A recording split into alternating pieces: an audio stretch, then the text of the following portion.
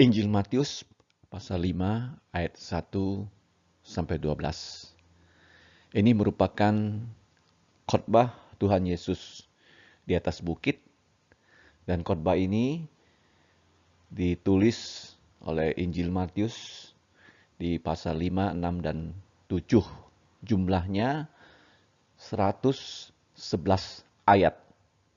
Nah, waktu Yesus berkhotbah di bukit, dia duduk dan para pendengar khotbahnya itu berdiri ya. Artinya siap menerima khotbah dan siap menerima perintah, siap melaksanakan perintah. Nah, ayat 1 sampai 12 itu dapat kita beri judul berbahagialah ya kalian semua. Ini artinya setiap orang yang menerima ucapan bahagia Tuhan Yesus itu percaya dengan penuh semua kata-kata Yesus, maka ya Yesus itu sebenarnya sedang membagikan ya kebahagiaan kepada para muridnya dan kepada kita saat ini yang mau ya percaya kepada kata-kata Yesus ini. Karena kebahagiaan tidak bisa dicari, kebahagiaan tidak bisa dibeli, kebahagiaan hanya bisa diterima, dapat diterima. Dan sumber kebahagiaan satu-satunya adalah dari Allah Bapa melalui Tuhan Yesus. Ketika kita mendengarkan kata-kata Tuhan Yesus, berbahagialah, berbahagialah, berbahagialah, 8 kali diucapkan di dalam Injil Matius pasal 5, maka kita akan menjadi dan pasti menjadi orang yang berbahagia secara lengkap dari kebahagiaan pertama, kedua, sampai yang ke-8 yang adalah ganda. Nah, kita mulai. Mazmur pasal 1 dan Mazmur pasal 119. Mazmur pasal 1 adalah nyanyian pertama dari orang Israel yang terdiri dari 150 Mazmur. Sedangkan Mazmur 119 adalah Mazmur yang paling panjang. Nah, kedua Mazmur ini diawali dengan kata berbahagialah orang. Ya, orang yang bagaimana? Kalau dalam Mazmur pasal 1, orang yang merenungkan Taurat Tuhan siang dan malam dan melakukan Taurat Tuhan siang dan malam, ia akan seperti pohon yang ditanam di tepi aliran sungai yang akan tidak pernah layu daunnya dan akan selalu berbuah pada musimnya, dan apa saja yang dilakukannya pasti berhasil. Nah, sedangkan Mazmur 119 itu Mazmur yang paling panjang ya di dalam seluruh Alkitab. Boleh dikatakan ini Mazmur merupakan nyanyian yang paling panjang ya di seluruh dunia. Terdiri dari 176 ayat. Karena itu disusun menurut abjad Ibrani dari Alef sampai Tau. Alef, Bet, Gimel, Dalef, He, Waw, Zayin, He. Jadi sampai Tau ada 22 abjad. Dan setiap abjadnya Alef ada 8 ayat. Bet 8 ayat. Terakhir abjad kedua-dua Tau juga 8 ayat. Nah, jadi dimulai dengan apa? Berbahagialah orang yang hidupnya itu belajar Taurat, mencintai firman Tuhan, mencintai kata-kata Yesus, ya, mencintai perjanjian lama, melakukan perjanjian lama, ya, tidak melakukan apa yang Tuhan larang yang ditulis di dalam seluruh Alkitab, mulai dari kitab Kejadian sampai kitab Wahyu. Nah, kemudian di Wahyu, itu kitab yang terakhir, juga ada 7 ucapan bahagia. Nah, mari ketujuh ucapan bahagia di kitab Wahyu itu dari pasal 1 sampai pasal 22 ya, sangat mengejutkan ya. Di pasal pertama ada, di pasal 22 pasal terakhir juga. Nah, Ucapan bahagia yang pertama, ya, dalam bahasa Yunaninya itu nanti akan kita lihat di Injil Matius itu makarioi hoi ya. Jadi orang-orang yang berbahagia itu yang pertama dan 6. Yang pertama di Wahyu pasal 1 ayat 3, yang keenam itu Wahyu pasal terakhir, pasal 22 ayat 7. Intinya apa? Orang-orang yang berbahagia adalah orang-orang yang membaca dan menjalankan semua perintah Yesus. Nah, kita mulai Wahyu 1 ayat 3. Berbahagialah ia yang membacakan. Jadi di sini gembala sidang mulai dari Efesus, Mirna, ya, Pergamus, Tiatira, Sardis, Philadelphia, dan Laodikia, ketujuh gereja di Asia, seperti yang dicantumkan di Wahyu pasal 2 dan 3, itu harus membacakan. Dan para pemimpin gereja di situ membacakan. Karena zaman dulu nggak ada buku-buku ya, seperti yang di zaman sekarang yang bisa difotokopi, dicetak, dan sebagainya. Mereka hanya memiliki ya salinan-salinan dan mereka menghimpun ya mereka yang mendengarkan kata-kata nubuat ini. Artinya mereka berkebaktian, mereka bertemu, mereka mendengarkan ya pembacaan dan penjelasan dari pembacaan kitab Wahyu yang dilakukan oleh guru. Mereka belajar. Jadi apa itu nubuat? Nubuat itu adalah ya pertama disebut sebagai apokalipsis. Tentang apa? Tentang dunia ini akan dimusnahkan Allah karena sudah tercemar dosa dan Allah akan membakar ya bumi ini dan tidak ada lagi langit yang sekarang kita lihat, bumi yang sekarang kita lihat. Ya, semua unsurnya akan dibakar dengan api dan lenyap. Dan Tuhan Yesus akan menciptakan langit baru, bumi baru, dan manusia yang percaya Yesus diberi tubuh mulia bersama-sama Tuhan Yesus tinggal di Yerusalem baru ya sampai selama-lamanya. Nah, bukan hanya membaca, ada yang membaca, ada yang mendengarkan, tetapi yang membaca dan yang mendengarkan sama-sama harus menuruti apa yang ada ditulis di dalam Alkitab, ya, khususnya kitab Wahyu, sebab waktunya kedatangan Yesus yang kedua kali itu sudah dekat, sudah taksi ya, dalam bahasa Yunaninya itu taksi. Kamu tahu kan taksi? Ya, taksi itu kalau kita mau berpergian ke suatu tempat, daripada naik bis kota itu nunggunya lama, kita pesan taksi.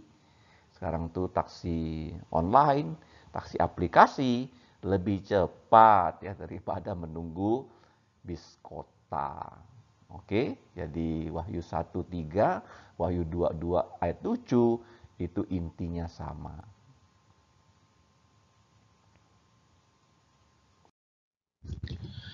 Yang kedua itu di Wahyu 14:13. Apa yang diajarkan di situ?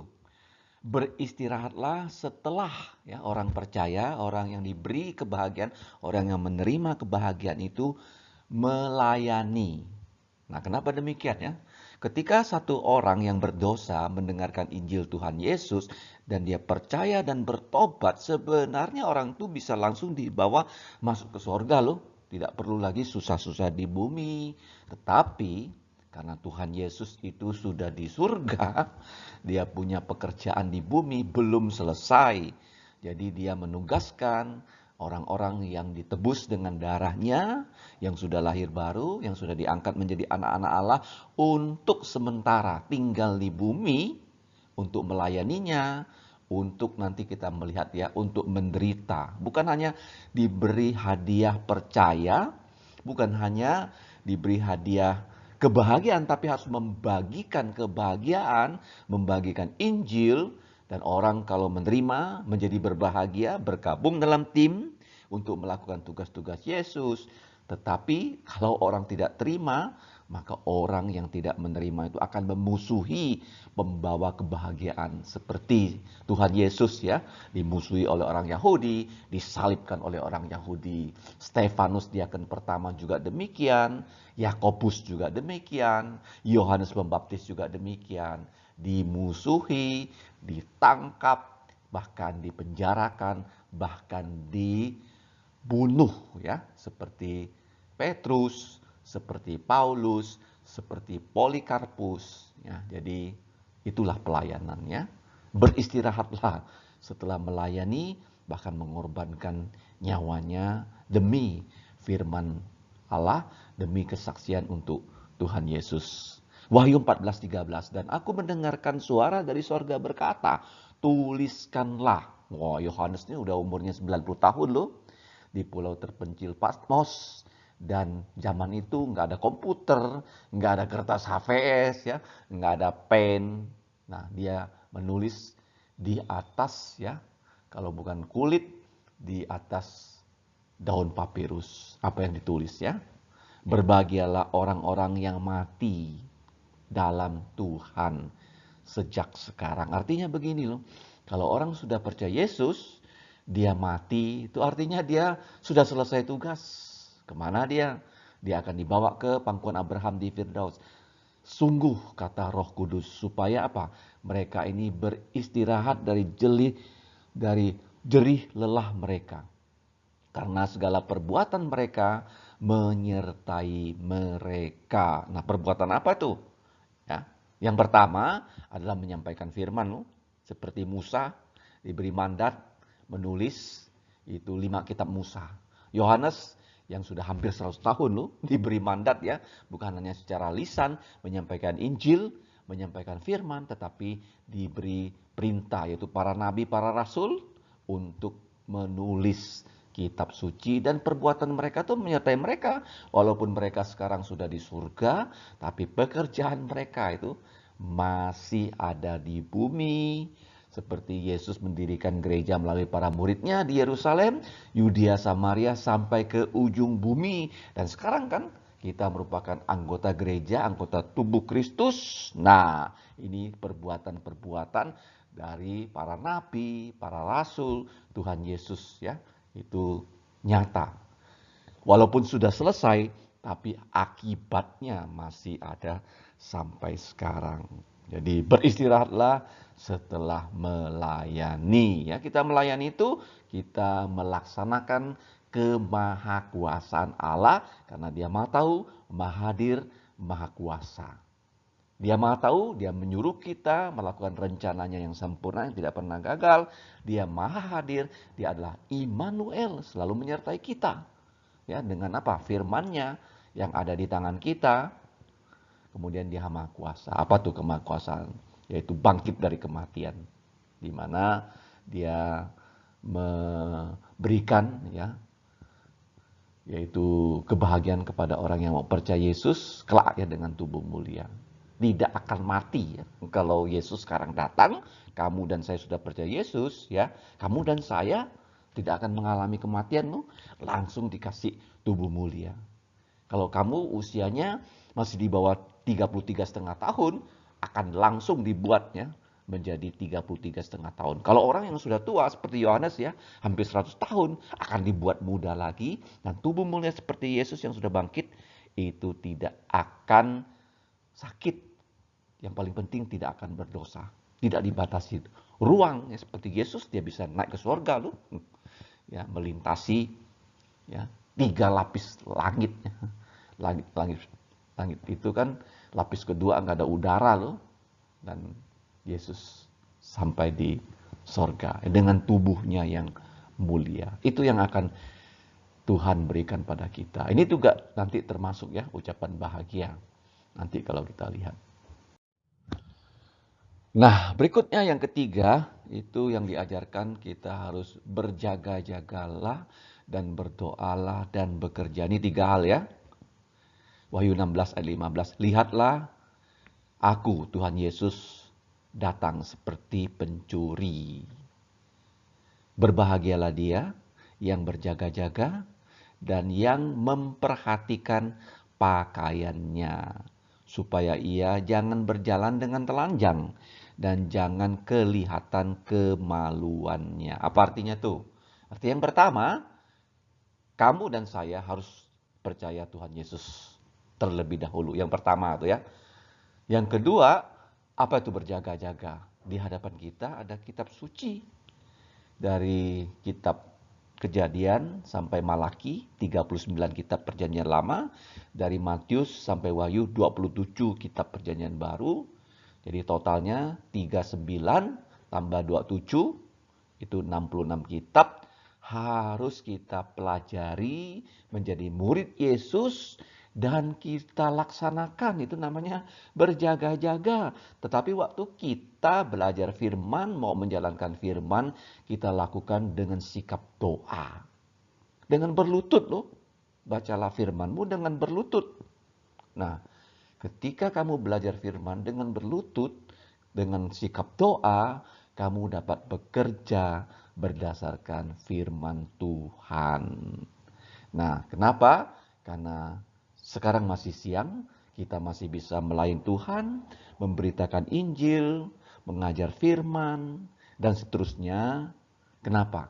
Tuhan Yesus segera datang. Jadi waktu dia datang, itu seperti pencuri loh.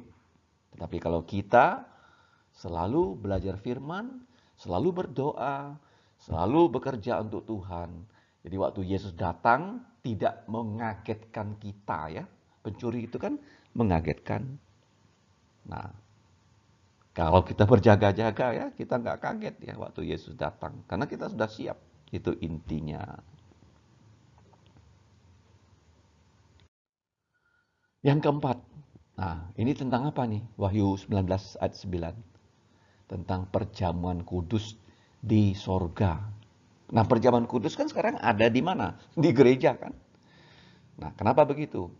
Lalu ia berkata kepadaku, tuliskanlah, berbahagialah mereka, jadi banyak orang ya, bukan hanya satu orang, yang telah diundang ke perjamuan kawin anak domba. Nah, di kitab Wahyu paling banyak gelar Yesus itu anak domba yang telah disembelih sebelum fondasi dunia. Ingat ya, Tuhan Yesus lahirnya di dalam palungan. Yang pertama melihat Yesus dalam palungan itu tamunya adalah para gembala. Gembala itu bukan penjaga anak-anak domba untuk dijual di pasar, bukan loh. Itu adalah anak-anak domba di padang Efrata yang dekat dengan bait Allah. Anak-anak domba yang akan dikirim untuk disembelih di bait Allah loh. Jadi mereka ini yang pertama bisa melihat anak domba Allah yang darahnya bisa menghapus dosa mereka. Sedangkan anak domba yang mereka antar ke bait Allah berjuta-juta ekor disembelih nggak bisa menghapus dosa. Itu adalah simbol dari anak domba Allah yang ada di dalam palungan. Nah, kita melihat di sini katanya lagi kepadaku, kepada Yohanes ya, perkataan ini adalah benar, perkataan ini dari Allah dan patut kita terima dan percayai ya. Ya, jadi di sini ya diundang ke perjamuan kawin anak domba itu identik dengan perjamuan terakhir the last supper, the Lord's Supper yang Tuhan Yesus adakan di ruang atas di kota Yerusalem sebelum dia disalib pada Kamis malam.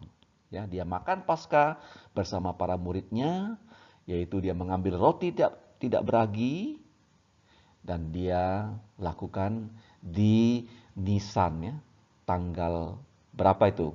14 ya, tahun Tuhan Yesus, tahun ke-30. Jadi sudah 1991 tahun yang lalu. Karena sekarang sudah tahun 2021. 2021 dikurangi 30 sama dengan 1991. Jadi Yesus berkata, ya, inilah tubuhku yang dipecah-pecahkan karena kamu. Ya, Yesus mati untuk dosa kita loh.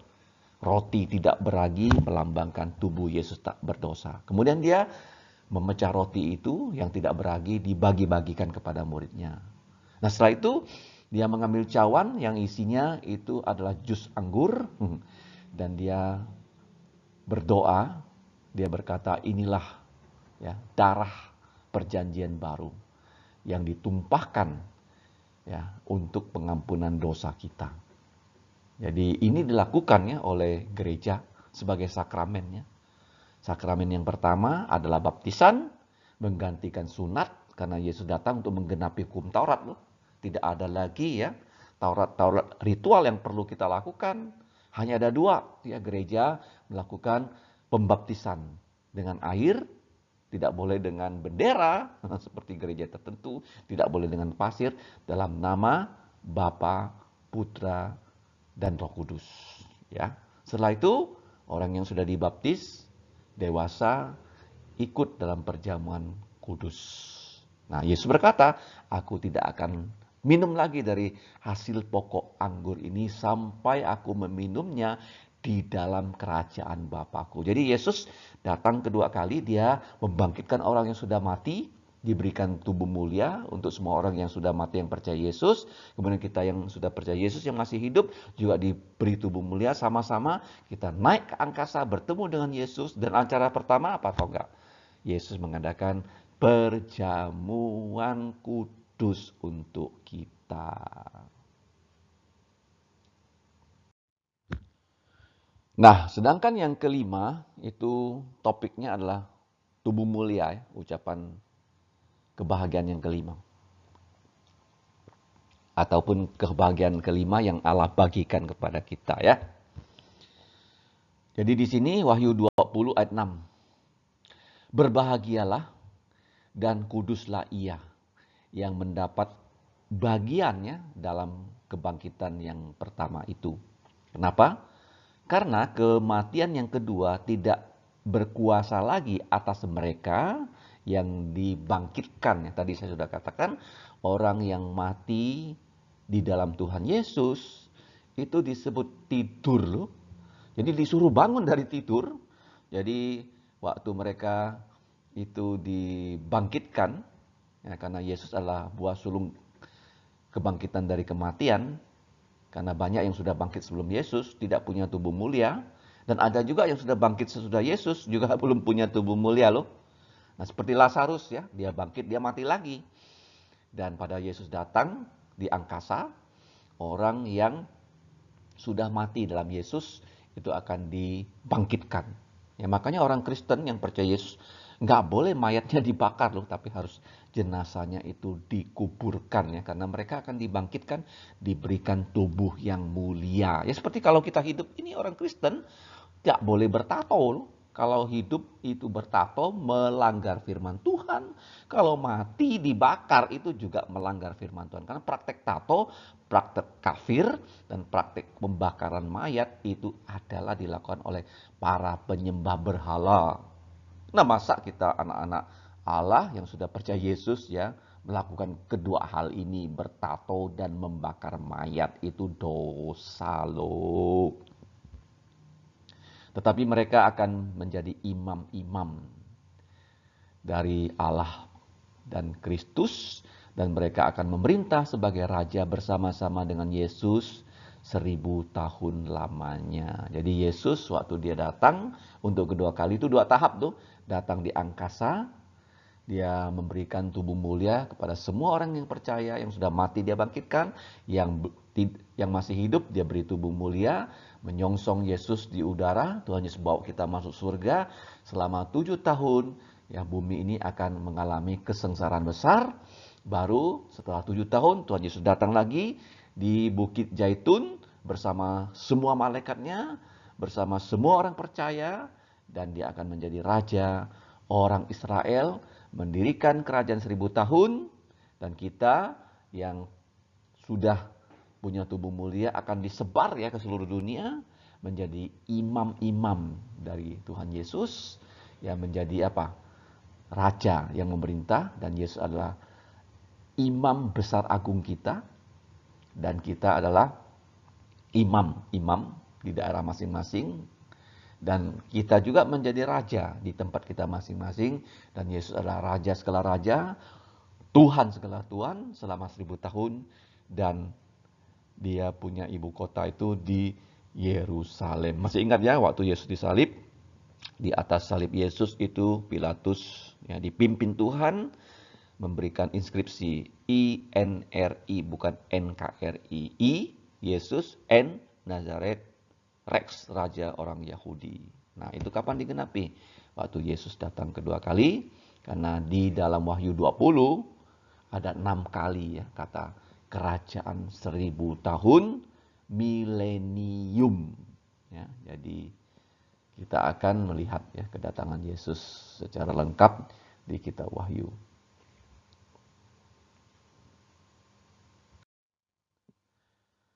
Nah, yang keenam, tadi saya sudah katakan sama ya dengan yang pertama, Wahyu 1 ayat 3, Wahyu 22 ayat 7. Intinya bacalah kitab suci, nah jalankanlah semua perintah Yesus yang ada di kitab suci. Sesungguhnya aku datang segera, taksi ya. Sesungguhnya aku datang secepat taksi ya. Yesus sudah naik ke sorga itu 1991 tahun loh. Kenapa kita bilang segera? Karena 1 hari di mata Tuhan ya untuk kita itu 1000 tahun. Pahamnya? Jadi kalau ya sekarang ya, hampir 2 hari lah Yesus naik ke sorga. Kalau 1991 kita bagi dengan 1000 ya, 1,9. Nah, berbahagialah orang yang menuruti perkataan-perkataan nubuat ini. Jadi kata nubuat itu ya di perjanjian lama itu nabi ya. Kalau dalam bahasa Yunaninya itu prophet. Bahasa Inggris juga prophet. Apa itu tugas nabi? Menyampaikan rencana Allah sebelum itu terjadi. Seperti ya, Tuhan Yesus datang kepada Abraham, dia kasih tahu kepada Abraham bahwa tidak lama lagi kota Sodom dan Gomora akan dimusnahkan. Dan betul ya, tidak lama lagi Abraham bernegosiasi. Kalau ada 50 orang percaya di situ, Tuhan jangan kau musnahkan kota itu. Nego. Akhirnya setuju. Di angka 10. Ternyata nggak ada 10 orang. Yang selamat berapa tuh? Yang ditarik keluar oleh malaikat. Ada 4 orang. Lot dan istri, 2 putri. Tapi istri Lot menoleh ke belakang menjadi tiang garam. Hanya 3 yang selamat. Nggak ada 10. Ya, makanya menjelang kedatangan Yesus tuh bumi makin rusak loh. Makin sedikit orang yang sungguh-sungguh percaya. Makanya dikatakan dalam Injil Lukas, Yesus berkata, ketika Putra Manusia datang ke bumi, adakah dia menjumpai iman di bumi? Adakah dia menjumpai orang yang percaya kepada Tuhan Yesus? Ya, ucapan bahagia yang ke-6. Nah, ucapan bahagia yang ke-7, Wahyu 22:14, yang ke-6 itu Wahyu 22 yang ke-7. Itu intinya hanya dengan darah Yesus ya dosa kita bisa dihapus. Berbahagialah mereka yang membasuh jubahnya, mereka akan memperoleh hak atas pohon-pohon kehidupan dan masuk melalui pintu-pintu gerbang ke dalam kota itu. Jadi intinya ya, perbuatan baik tidak bisa membawa manusia terbasuh dosa-dosanya. Jadi dosa-dosa kita hanya bisa dihapus ya dengan darah Yesus. Tidak ada syariat agama yang kita lakukan ya yang membuat dosa kita dihapus. Tidak ada amal perbuatan baik yang kita lakukan bisa menghapus dosa. Kalau itu bisa ya, Tuhan Yesus nggak perlu datang loh. Nggak perlu menjelma menjadi manusia. Nggak perlu mati di atas kayu salib. Karena ini satu-satunya jalan, maka dia Allah sejati, menjadi manusia sejati, tetapi tetap Allah sejati. Kalau Allah kan nggak bisa mati, tapi dia menjelma menjadi manusia sejati. Dia bukan hanya roh, tapi dia punya tubuh. Nah, tubuhnya itu bisa mati loh. Ketika rohnya itu ya meninggalkan tubuhnya, waktu tubuhnya disalib dan kehabisan darah di atas kayu salib, dan dia menghembuskan nafas terakhir ketika jantungnya berhenti. Kenapa darahnya mengalir? Untuk membasuh dosa-dosa kita, dosa pikiran jahat kita, dosa perkataan kotor kita, dosa perbuatan kita yang menyembah berhala, yang tidak taat kepada hari Sabat, yang tidak hormat kepada orang tua, yang membunuh, kemudian yang berzina, yang mencuri, yang berbohong, dan yang iri, dengki, dan tamak. Ya, jadi intinya itu 7 bahagia. Nah, sekarang kita masuk kepada 8 ya, ucapan bahagia. Jadi di sini tadi saya sudah katakan, Yesus itu sedang membagikan kebahagiaan loh, seperti Imlek ya. Orang-orang tua membagikan angpau. Jadi anak-anak tinggal terima. Jadi ucapan bahagia ini itu Tuhan Yesus bagikan ya. Ada 8 angpau, ada 8 bahagia ya. Bukan ya kita hanya pilih 1, 2 atau 3, bukan ya. 8 ini harus kita miliki. Mari kita simak. Nah, untuk mengingatnya, saya dipimpin Tuhan meringkas ya ucapan bahagia ini dengan 8K. K yang pertama, karunia. Jadi bahagia itu adalah hadiah. Cuma-cuma ya, tidak bisa dicari, tidak bisa dibeli. Kita hanya terima ya, Allah sampaikan, kita terima. Bagaimana caranya menerima? Melalui kabar baik. Ya, K2 itu kabar baik. K3, kalau kita sudah diberi hadiah, kita terima kabar baik, kita punya karakter Kristus tuh. Nah, setelah kita punya karakter Kristus, kita menjadi kenyang akan kebaikan Allah. Apa itu? Kita haus dan lapar akan firman Tuhan dan kita dikenyangkan. Ya.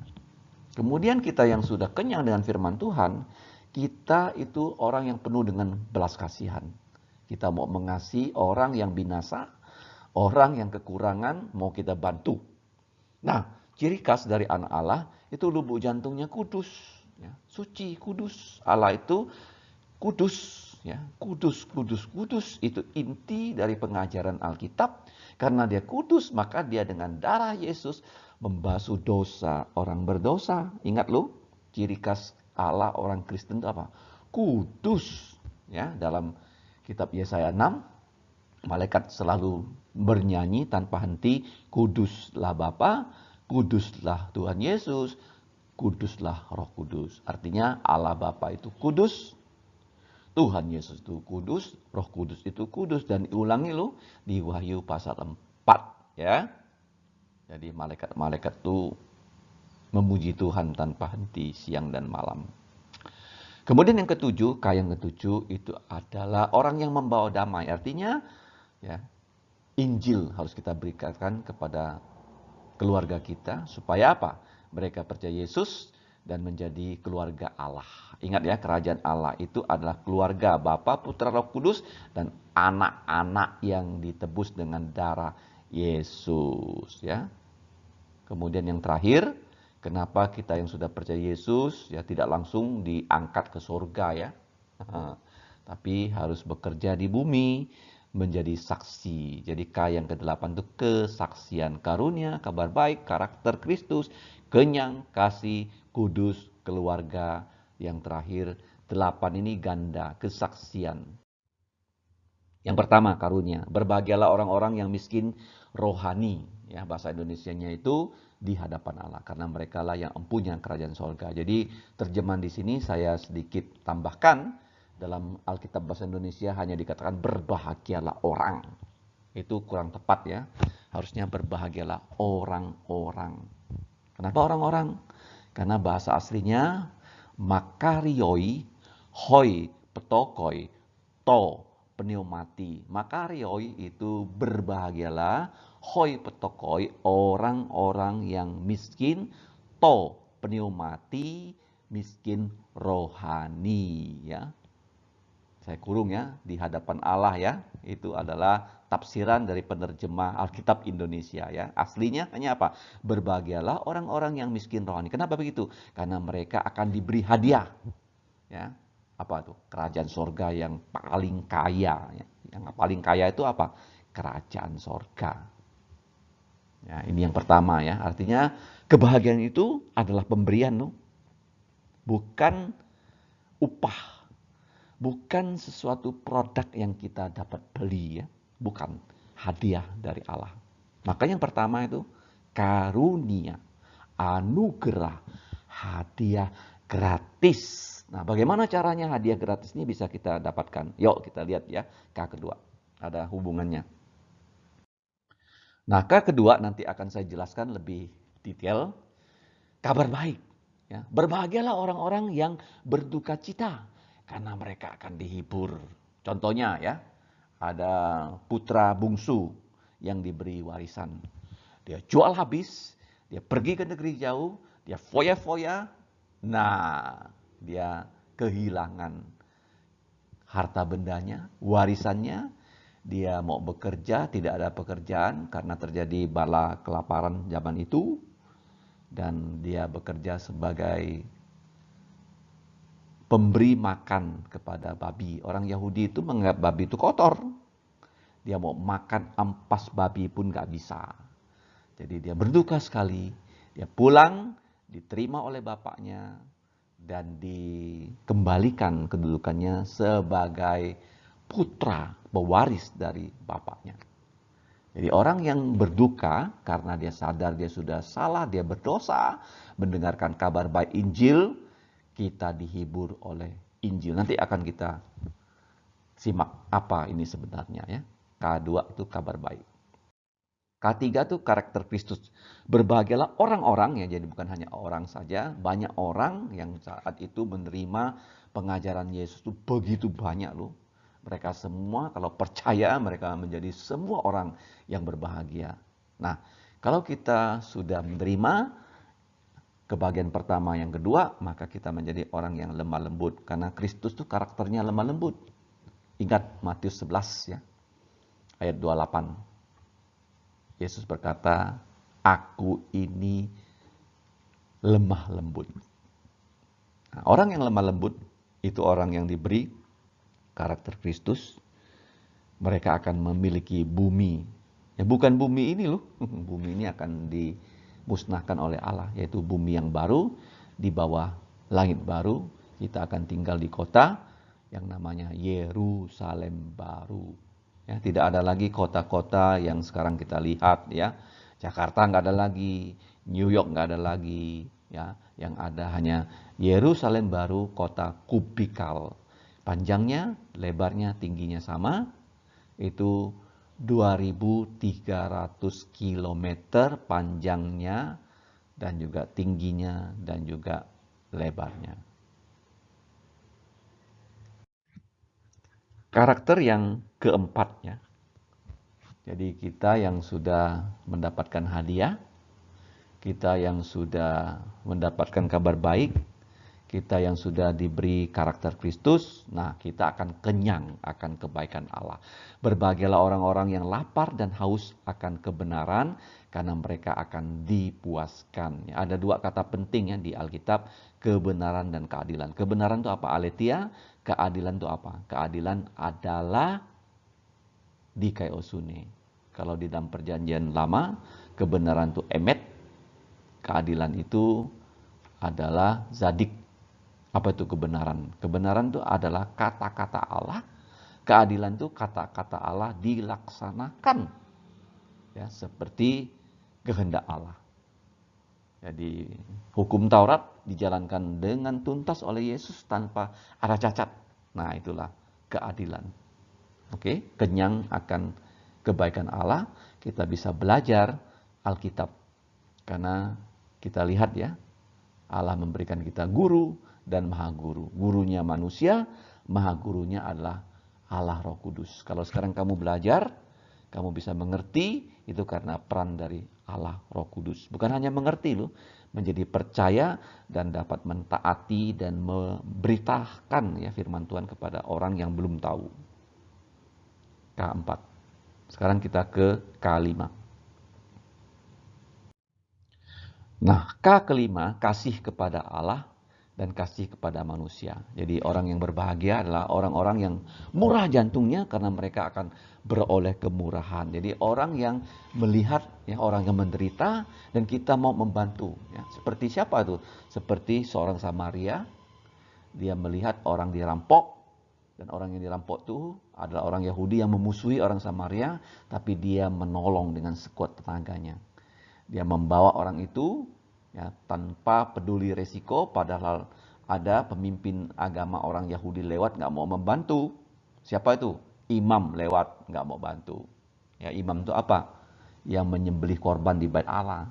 Orang Lewi, ya guru-guru Taurat, guru-guru firman lewat nggak mau tolong juga. Jadi pria Samaria yang baik jantung ini menolong, membawa orang itu dan diinapkan di hotel, dan uang hotelnya dibayar, dan dia berjanji akan datang lagi kalau kurang biayanya dia akan tanggung. Wah, ini gambaran siapa nih? Tuhan Yesus ya, memberikan kita kebaikan, kemurahan, belas kasihan. Kita yang sudah menerima kemurahan, kebaikan, kita harus bagikan kepada orang lain. Jadi kalau kita bagikan kepada orang lain, itu artinya kita mengasihi, membalas kasih Allah, dan kita mengasihi tetangga kita. Tetangga kita itu bukan sesama kita yang begitu luas di bumi ini loh, yaitu orang-orang yang ada di sekitar kita, yang kita lihat belum percaya Yesus, kita kabarkan Yesus pada mereka supaya mereka percaya. Kalau ada yang sakit, kita tolong. Kalau ada yang kekurangan, kita juga bersedia membagi ya apa yang kita miliki supaya mereka jangan menderita fisiknya, dan yang paling penting bisa selamat jiwanya dengan percaya Yesus. Yang keenam, kudus. Berbahagialah orang yang suci jantungnya, karena mereka akan melihat Allah. Artinya mereka yang sudah percaya, itu dosa-dosanya sudah dihapus dengan darah Yesus. Kemudian firman Allah, melihat Allah itu melihat firman-Nya tuh. Kita nggak bisa melihat Allah karena dia roh. Bagaimana bisa melihat dia? Melihat dia dengan membaca firman-Nya. Ketika kita membaca firman-Nya, firman Allah itu seperti cermin. Karakter kita itu sudah rusak. Kita membaca firman, dan firman Allah itu menunjukkan di mana letak dari kelakuan kita, hidup kita yang kotor, dan bisa disucikan dengan darah Yesus. Dan itu semua karena Roh Kudus yang menunjukkan pada kita. Dan Roh Kudus menunjukkan pada kita dan memberikan kita kemauan untuk bertobat. Jadi ini peran Allah Bapa. Rencananya ingin kita kudus. Firman itu Tuhan Yesus dan Roh Kudus. Ini inti dari kebahagiaan yang keenam. Ketujuh, berbahagialah orang-orang yang membawa damai, yang mengabarkan Injil kepada keluarganya, karena mereka akan disebut anak-anak Allah. Jadi anak-anak Allah ini yang bisa menyampaikan kabar baik bahwa Allah Bapa ingin mengangkat lebih banyak anak-anaknya melalui Tuhan Yesus. Dan itu kita kabarkan loh. Sehingga keluarga kita seluruhnya percaya kepada Yesus, seperti yang Rasul Paulus dan Silas katakan kepada kepala penjara di kota Filipi. Kisah Rasul 16:31. Percayalah kepada Tuhan Yesus Kristus, maka engkau akan diselamatkan, ya, bukan selamat ya, diselamatkan, dan seisi rumahmu. Kebahagiaan ke-8 itu kebahagiaan yang ganda. Makanya kalau kita baca Matius 5 ayat 10 dan 11, ada 2 kali ya kata bahagia. Berbahagialah orang yang dianiaya oleh sebab kebenaran, karena merekalah yang punya kerajaan sorga. Artinya kita yang sudah percaya, yang sudah memiliki ketujuh kebahagiaan di atas, ya bersedia bersaksi, memberikan kesaksian, karena jati diri gereja itu ada 3A ya. Yang pertama itu adalah kesaksian, marturia.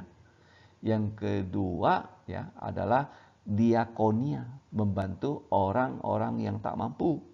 Yang ketiga adalah koinonia, bersekutu. Bersekutu ini bersama-sama bertemu belajar firman, bersama-sama bersatu berdoa, berpuasa, bersama-sama bersatu pergi mengabarkan Injil, memberikan kesaksian. Jadi kalau kita pergi mengabarkan firman, orang yang tidak percaya menganiaya kita, menjadi musuh kita. Karena mereka memusuhi Allah yang menegur dosa-dosa mereka.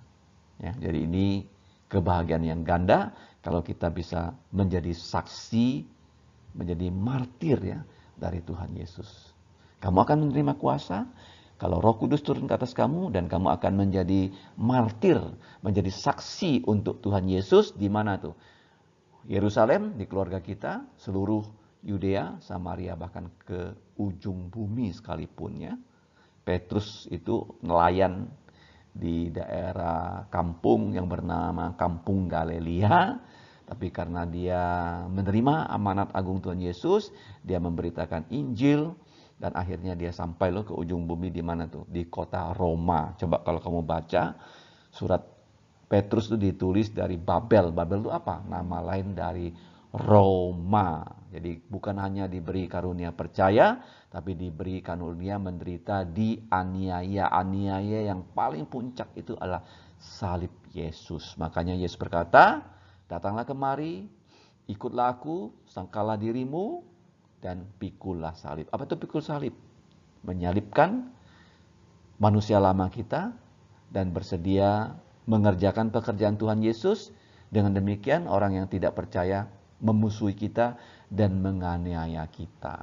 Ya, penganiayaan itu terjadi sejak gereja berdiri sampai Yesus datang kedua kali ya. Jangan kita tidak tahu kenapa kita harus memikul salib. Bukan untuk menanggung dosa, bukan loh. Untuk melakukan pekerjaan Yesus. Yang memikul salib, menanggung dosa adalah Yesus. Kalau kita memikul salib, artinya kita melayani Yesus, memberitakan Injil Tuhan Yesus. Ya, walaupun dengan mencucurkan air mata dan menderita.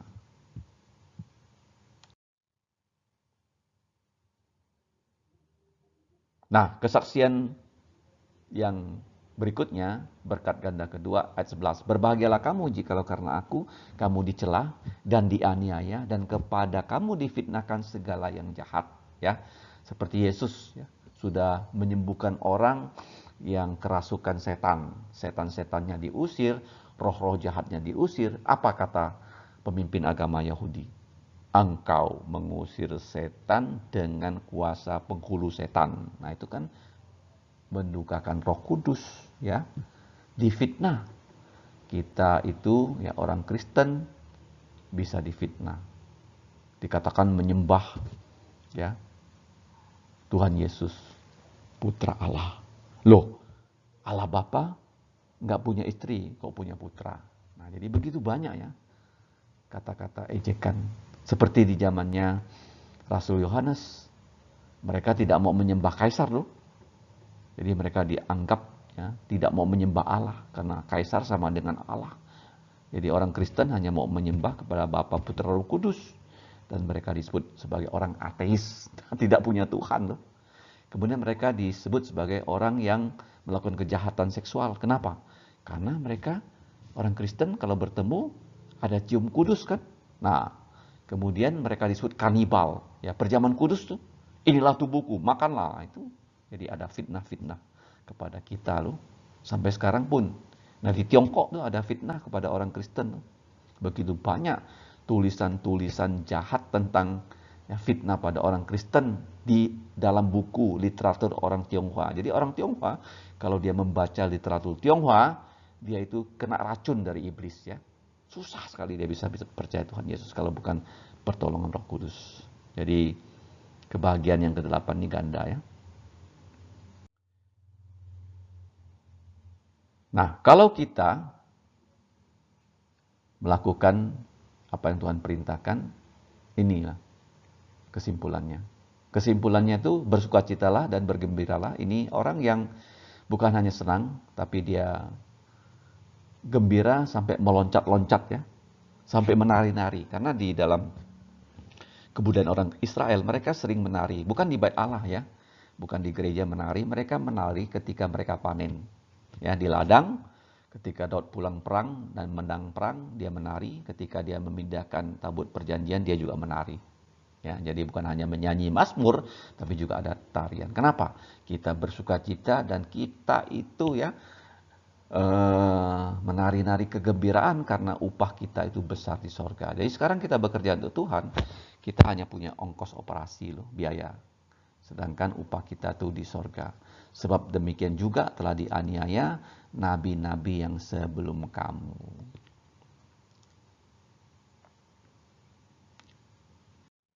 Nah, saya ulangi ya. 8 bahagia dari Tuhan Yesus itu kita ingat dengan 8K.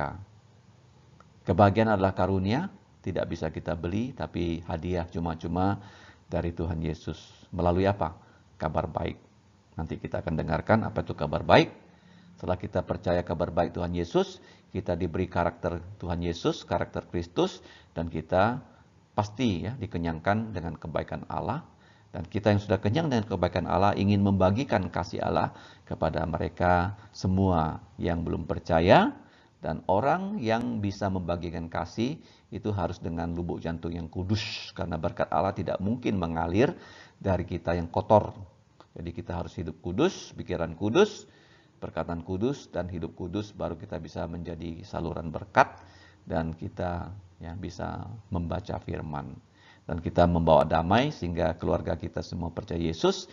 Dan kebahagiaan yang ke-8 itu adalah ganda. Berbahagialah orang yang dianiaya. Berbahagialah orang yang difitnah. Ya, karena kerajaan Allah, karena kesaksian Tuhan Yesus Kristus. Ditutup dengan apa? Yaitu bersukacitalah, bergembira dengan amat sangat, karena Yesus akan memberi kita upah kelak ya waktu dia datang kedua kali. Ya. Kita lihat kabar baiknya. Apa itu kabar baik? Karena pada kebaktian doa 2 minggu yang lalu kita sudah belajar K yang pertama, yaitu karunia. Berbahagialah orang-orang yang miskin rohani, karena merekalah yang empunya kerajaan sorga. Kemudian yang kedua, ayat 4, berbahagialah orang-orang yang berduka cita, karena mereka akan dihiburkan. Ini adalah tentang kabar baik. Kenapa begitu? Lihat. Kenapa begitu? Di ayat 4 itu tentang kabar baik.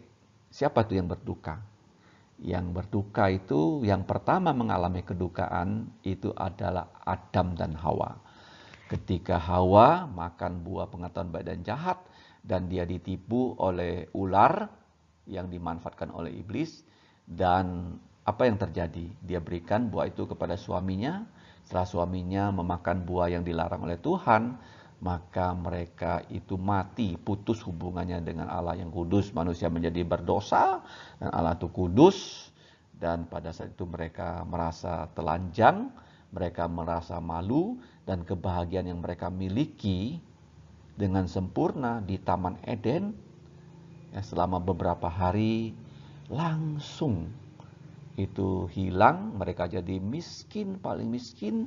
Mereka menjadi telanjang, mereka menjadi sangat berduka. Kenapa? Karena kebahagiaan yang mereka miliki sebelumnya sudah dirampas oleh iblis. Maka mereka sekarang sangat sedih. Bagaimana mereka bisa terhibur? Kemudian Allah datang dan Allah menghakimi dan menghukum dengan kutuk. Kutuk yang pertama, ular dicabut kakinya.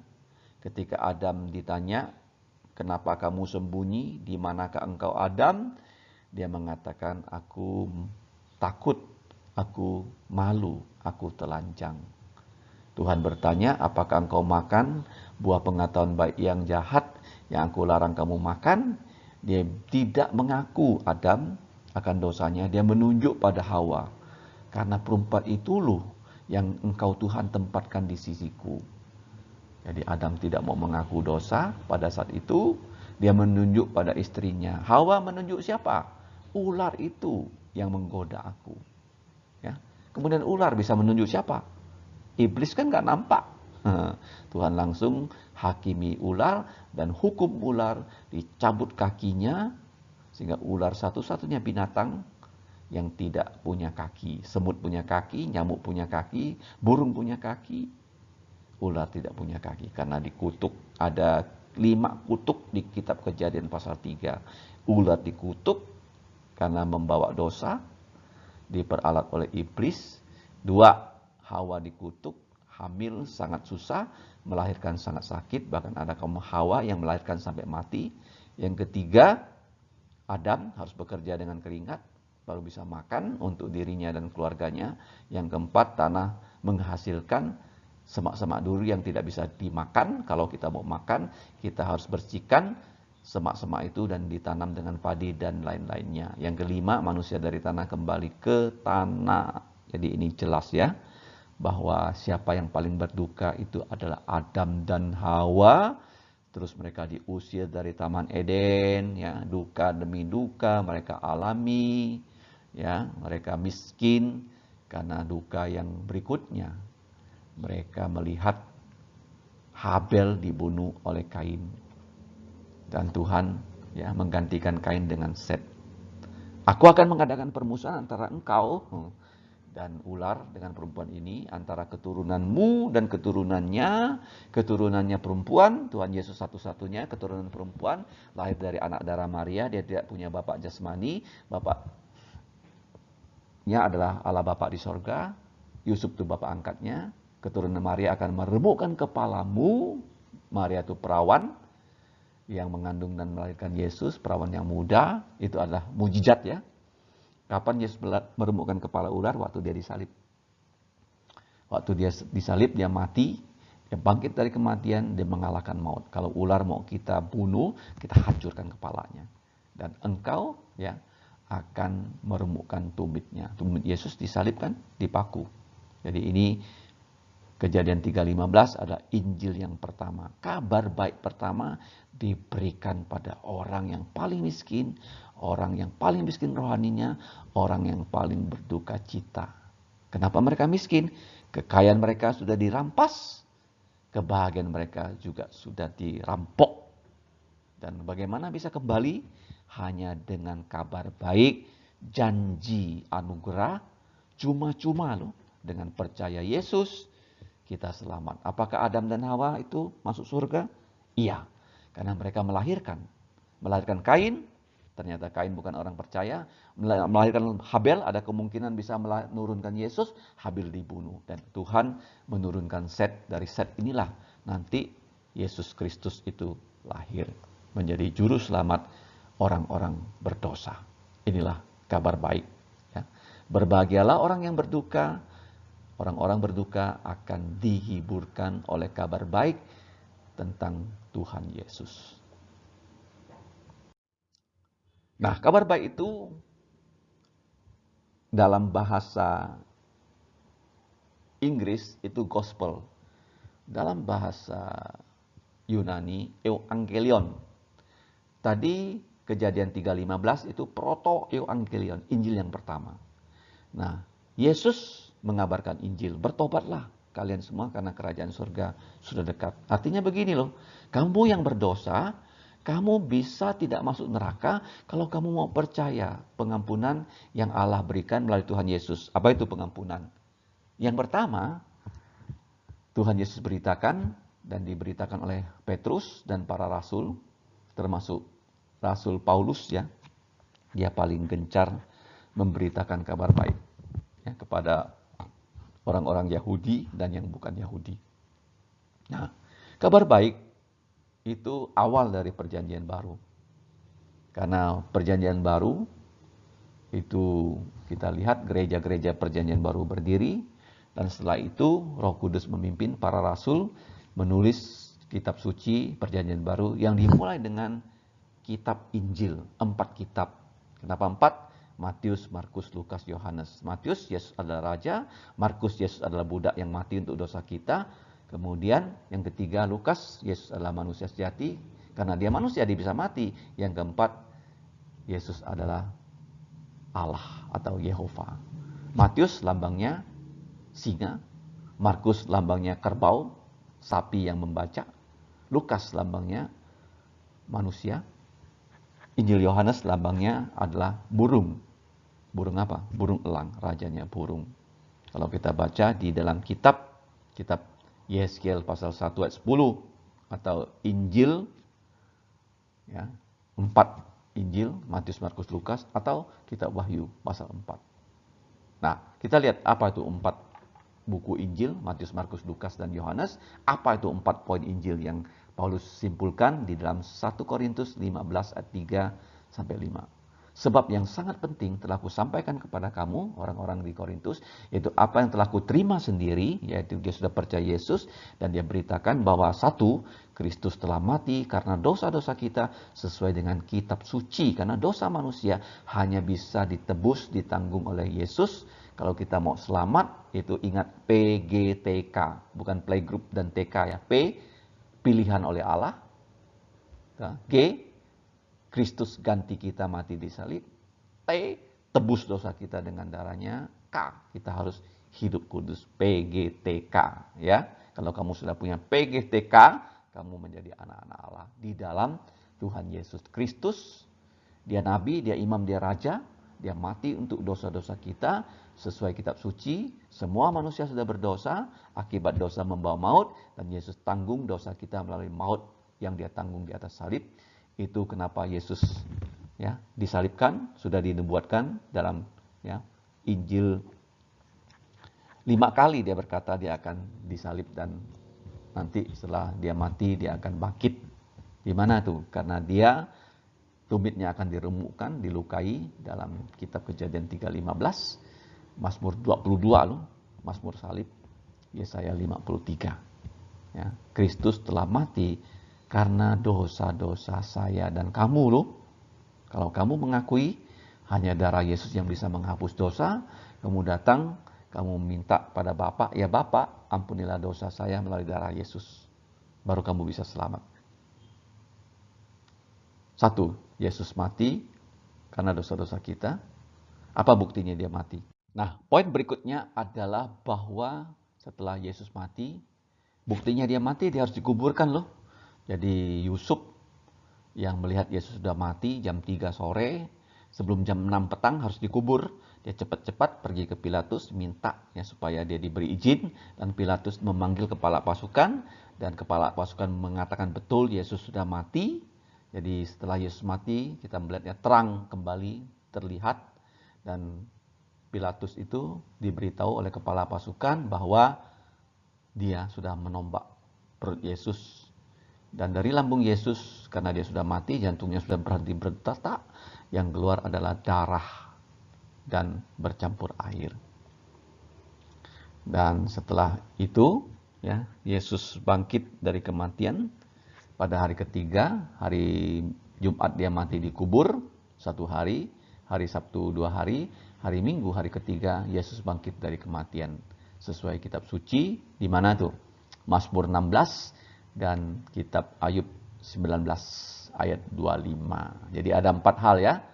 Kristus sudah mati karena dosa-dosa kita sesuai kitab suci. Itu poin yang pertama. Poin kedua, dia dikuburkan. Bukti dia mati. Poin ketiga, pada hari ketiga hari Minggu, makanya setiap hari Minggu tanggalnya merah, mengingat Yesus bangkit dari kematian. Bagaimana dia bisa bangkit? Bapa membangkitkan dia. Kitab Efesus pasal 1, Yesus membangkitkan diri sendiri, Injil Yohanes. Kemudian Roh Kudus membangkitkan Yesus, Roma pasal 1. Ini pekerjaan Allah Tritunggal. Bangkit pada hari ketiga, hari Minggu, sesuai dengan kitab suci. Inilah Injil ya, 4 kitab. Matius, Markus, Lukas, Yohanes. 4 poin. Yesus mati karena dosa kita. Dia dikuburkan. Dia bangkit pada hari ketiga. Kemudian dia yang keempat, nah ini ya, dia menampakkan diri kepada Kefas. Ya, Kefas ini mewakili murid-murid yang percaya Yesus. Ya, kemudian kepada ke-11 murid lainnya. Dan setelah itu Yesus ya naik ke sorga. Setelah dia dalam 40 hari menampakkan diri 10 kali ya kepada murid-muridnya. Mulai dari kelompok perempuan yang datang ke kubur di pagi hari, termasuk di dalamnya adalah Maria ibu Yesus tuh, yang pertama melihat bagaimana Yesus mengalahkan maut. Sudah bangkit dari kematian, kuburnya kosong, dan mereka bertemu Tuhan Yesus. Setelah itu baru Maria Magdalena, setelah itu Petrus, setelah itu kita lihat ada 2 orang yang berjalan ke Emmaus, setelah itu murid-murid 10 orang, tidak ada Thomas di ruang atas, kemudian ada Thomas, ini kali ke-6, kali ke-7, 7 murid dipimpin Petrus menangkap ikan ya, di Laut Galilea. Ya, itu ke-7. Kalau ke-8 ya kita melihat bagaimana ya Tuhan Yesus menampakkan diri ya, kepada siapa? Ya, kepada para murid di Galilea.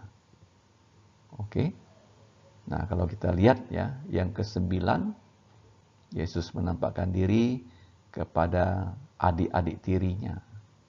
Yang terakhir, dia menampakkan diri di Bukit Zaitun sebelum dia naik ke surga. Jadi 10 kali dia menampakkan diri loh. Sebagai bukti dia sudah betul-betul bangkit dengan tubuh mulia, dan puncaknya mereka bertemu Yesus di Gunung Zaitun. Ya, dia naik ke surga dan dia berjanji akan datang dengan cara yang sama. Inilah kabar baik ya. 4 kitab, 4 poin. Kita percaya dan kita beritakan. Nah, kabar baik ini bukan hanya sekedar kita terima, kita percaya, tapi harus kita bagikan kepada orang yang belum percaya. Makanya sebelum Yesus naik ke surga, dia memberikan amanat agung. Matius 28 ayat 18 sampai 20. Ada 4 perintah. Pergilah kamu. Ya. Sebelum pergi, kita harus kabarkan Injil ya kepada orang-orang di keluarga kita. Seperti Yesus ya, dia mengabarkan Injil kepada Yakobus, kepada Yudas, kepada Yoses, Simon, dan adik-adik tirinya yang perempuan, supaya mereka percaya Yesus. Dan mereka akhirnya percaya loh. Sebelumnya kalau kita baca di Injil Yohanes pasal 7, mereka tidak percaya Yesus loh. Yang kedua, jadikanlah semua suku murid Yesus. Caranya, beritakanlah kabar baik, Injil, yang 4 poin itu.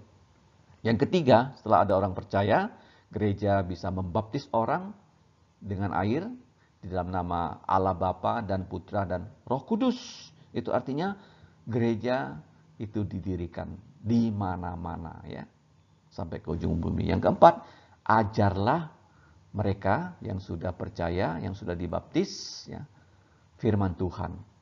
Ya, melalui apa? Sekolah minggu, ya, kalau di gereja kita ada CMC, dan sekolah Kristen, bahkan sekolah Alkitab. Melalui PA, kita mengajarkan orang juga dengan mengabarkan Injil. Kalau kita lakukan 4 hal ini, ada janjinya, aku menyertai engkau sampai segala zaman. Artinya di zaman ini kita beritakan Injil, Yesus beserta kita, dia Immanuel. Zaman berikutnya sama, zaman Paulus sama, ya, selalu Immanuel. Kalau kita lakukan, pergi, jadi, baptis, dan ajar. Jadi 4 poin Injil, 4 kitab Injil, 4 amanat agung untuk mengabarkan Injil. Nah, klop kan? 4, jangan lupa ya. 4 buku, kemudian 4 poin, 4 perintah. Nah, kenapa orang tidak mengabarkan Injil? Roma 1:16, Alkitab Bahasa Indonesia salah menerjemahkan. Kenapa? Aku mempunyai keyakinan yang kokoh akan Injil. Itu salah loh. Terjemahan yang betul adalah ugar. Ya. Epais. Ya. Ki nomai. To evangelion tu Kristu. Artinya apa? Aku tidak malu karena Injil Kristus. Ya. Kenapa aku tidak malu karena Injil Kristus? Karena Injil adalah kekuatan dari Allah. Ya. Dinamis dari Allah. Allah itu Maha Kuasa. Kenapa kamu tahu Maha Kuasa? Bukan hanya dia bisa menciptakan langit, bumi, dan segala isinya. Dia bisa membuat orang berdosa itu percaya Yesus. Ya, kenapa kita malu karena Injil? Karena Injil ada kaitan dengan salib. Salib itu adalah tempat yang paling memalukan. Orang yang disalib itu ya, semua pakaiannya dicopot dan dipaku sampai mati. kriminal-kriminal besar yang disalib. Kenapa Yesus mati seperti itu? Melambangkan penderitaan itu, ya jangan ya kita lah ikuti. Karena apa? Yesus sudah ganti kita. Jangan kamu tak percaya Yesus dan masuk neraka ya. Nah, apa itu artinya malu karena Injil ya? Jangan malu. Ya, Paulus tidak malu. Kemana-mana dia selalu memberitakan 4 hal. Kristus sudah mati, sudah dikubur, sudah bangkit, sudah menampakkan diri. Termasuk kepada Paulus loh. Ya, waktu dia jadi teroris, Yesus menampakkan diri padanya di jalan lurus menuju kota Damaskus. Dan dia bertobat loh, dari teroris menjadi misionaris. Kamu bayangkan loh. Jangan malu, jangan mundur, jangan macet, jangan mandek, jangan malas, jangan mangkir, jangan berpikir Injil itu mustahil. Walaupun kita kabarkan kepada 10 orang, kalau Allah bekerja, ada satu mereka yang bertobat. Bagus. Jangan muak dengan Injil. Jangan mangkrak. Tetapi, ya Injil apa? Muridkan orang. Yesus mengajak murid-muridnya melihat bagaimana dia mengabarkan Injil kepada satu orang perempuan Samaria di pinggir sumurnya Yakob. Sengaja ya, dia lewat ke daerah orang Samaria. Orang Yahudi kalau dari Yerusalem ke Galilea, mereka berputar tak lewat situ. Yesus sengaja karena dia mau mengabarkan Injil kepada perempuan Samaria ini dan seluruh kota itu. Dan setelah diajar, muridkan murid-murid supaya bisa mengabarkan Injil seperti dokter, di-training oleh dokter senior supaya bisa menjadi dokter bedah yang baik, bisa nyuntik dan sebagainya. Untuk mereka yang di fakultas kedokteran yang masih belajar, ya perlu dimuridkan, dididik dan dilatih. Setelah itu mereka diutus dua orang, mandatkan. Kemudian semakin dikabarkan, semakin mantap ya kita mengabarkan Injil. Ya, di orang yang kalau jarang mengabarkan Injil, apalagi nggak pernah, mereka akan terbata-bata kalau mengabarkan Injil. Akan kagok, jangan kagok, ya. Harus mantap. Makin hari makin mantap. Ya, tentang 4 buku Injil, tentang 4 poin Injil, tentang 4 perintah mengabarkan Injil. Ingat ya, kalau kita lakukan itu tugas mulia, tugas yang megah. Ya mewah loh. Kenapa mewah? Ya, kalau ada satu orang bertobat, malaikat itu bersuka cita loh. Dan pada satu orang percaya Yesus, itu mujizat mungkin. Ya kita namakan laba. Laba itu bukan untung uang. Laba itu singkatan yang Tuhan pimpin kepada saya untuk menamakan lahir baru. Ya, Injil itu kita tidak malu karena kita maju terus ke Yerusalem, seluruh Yudea, Samaria sampai ke ujung bumi. Ya. Roma 1:16. Aku tidak malu karena Injil Kristus. Ya. Nah, bagaimana cara melayani Tuhan supaya Injil itu ya, 4 kitab, 4 poin, 4 perintah kita majukan ya, sampai Yesus datang kedua kali. Dengan apa? 7 hal ya. DP, ya, papi, laba, dox, dia. Ya. Oke, coba lihat ya. 1, DP. Nah, DP ini apa? Doa puasa. Bukan down payment ya untuk ya, uang muka mengangsur sesuatu dengan kredit, bukan. Doa dan puasa.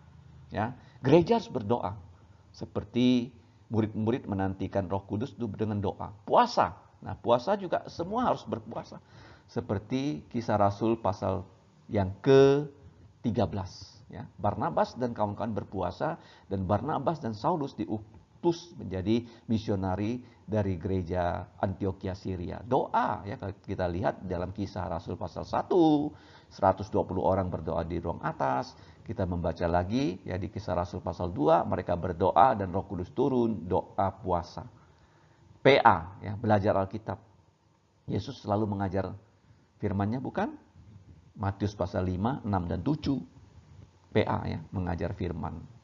Ya, setelah orang percaya Injil, kita harus ajarkan mereka melakukan semua yang Yesus perintahkan pada kita. Nah, setelah PA, bukan hanya PA, dalam PA ada doa. Ya, dalam PA, kelompok PA itu juga berdoa dan berpuasa. Kelompok PA pun mengabarkan Injil loh. Bukan hanya sekedar belajar di kelas. Jadi Yesus membawa para muridnya pergi mengabarkan Injil. Berdua-dua. Ya. Nah, waktu mengabarkan Injil, ada orang percaya, ada orang lahir baru, ya seperti Paulus, ya seperti Petrus. Waktu dia mengabarkan Injil di Yerusalem, 3.000 orang bertobat, lahir baru, laba. Ya, gereja itu untung kalau ada orang percaya Yesus. Ya, kalau orang sudah percaya Yesus, di tempat itu berdirilah gereja rumah-rumah. Ya, di zaman itu, kalau sekarang itu gereja dalam bentuk pos PI dan gereja-gereja yang baru. Nah, dalam gereja itu apa yang dilakukan oleh orang percaya? Doksologi, memuji Tuhan. Orang Kristen ya harus memuji Tuhan. Seperti Paulus ya, di penjara kota Filipi. Malam hari tak ada lampu, gelap. Dia menyanyi lagu yang dia hafalkan bersama siapa? Silas. Waktu mereka berdoa bernyanyi, penjara itu guncang karena gempa. Semua pintu yang terkunci terbuka, semua borgol itu terbuka. Mereka memuji Allah, doksologi, ya. Kemudian yang terakhir, diakonia. Apa itu diakonia? Diakonia itu artinya kita membantu ya orang yang berkekurangan. Di mana itu? Para janda, orang miskin, orang asing, ya, termasuk apa? Orang yang melayani Tuhan kan.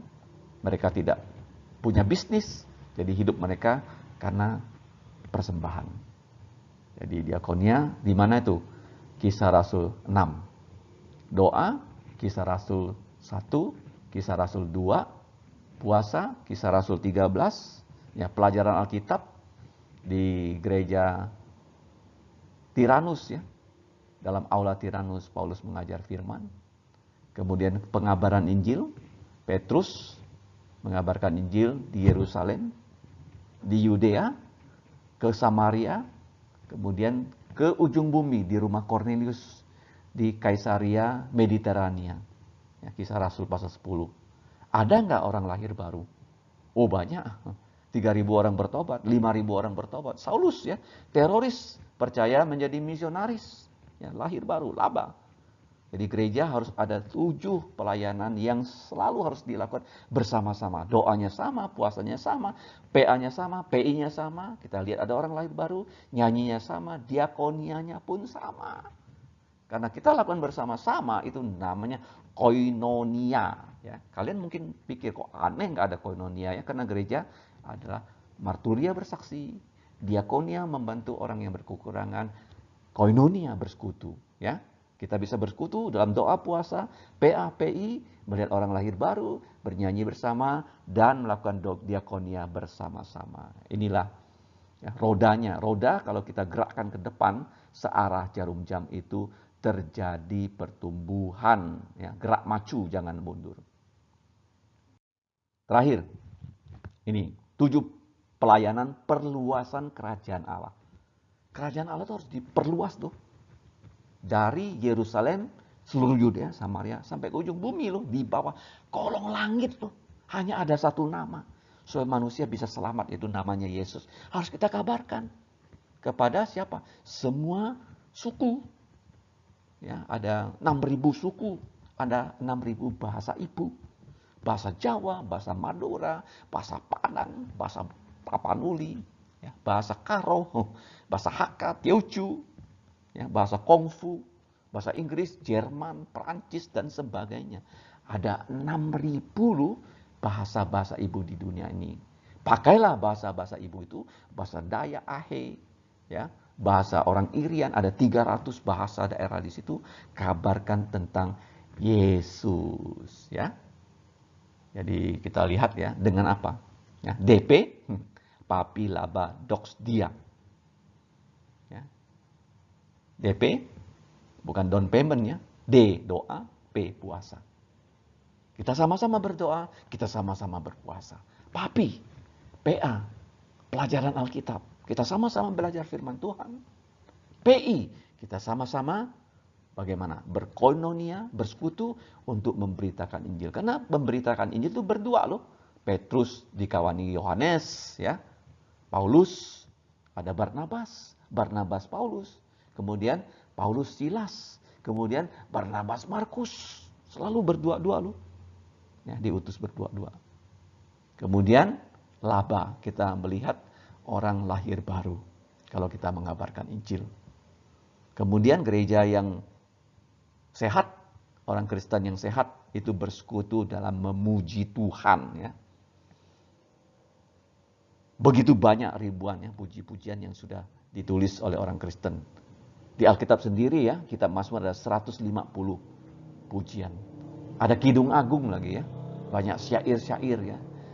Mulai dari kitab Ayub, kitab Keluaran 15 itu juga pujiannya. Sampai kitab Wahyu.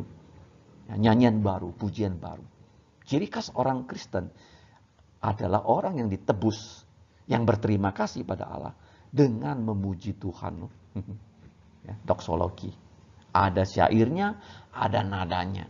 Zaman dulu yang menulis syair tersendiri, yang menulis nada tersendiri. Fanny Crosby menulis syair dan nada-nadanya ditulis oleh para musikus. Yang terakhir, diakonia, ya.